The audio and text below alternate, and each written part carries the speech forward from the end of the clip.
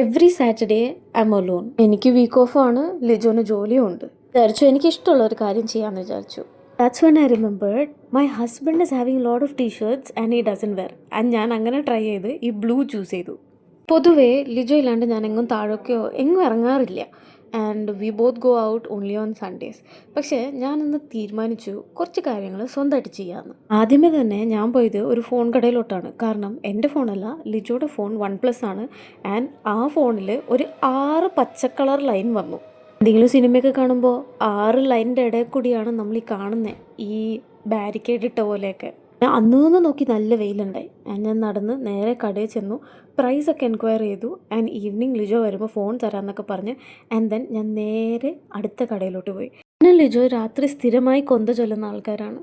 And നമ്മൾ Dubai വന്നു കഴിഞ്ഞിട്ട് ഒരു തിരിയോ അഗർബത്തിയോ കർത്താവിൻ്റെ രൂപമോ മാതാവിൻ്റെ ഫോട്ടോയോ ഒന്നും വാങ്ങിയിട്ടില്ല. അങ്ങനെയാണ് ഞാൻ ഈ കടയിൽ എത്തിപ്പെട്ടത്. ഭയങ്കര നൊസ്റ്റാൾജിക്കായിരുന്നു.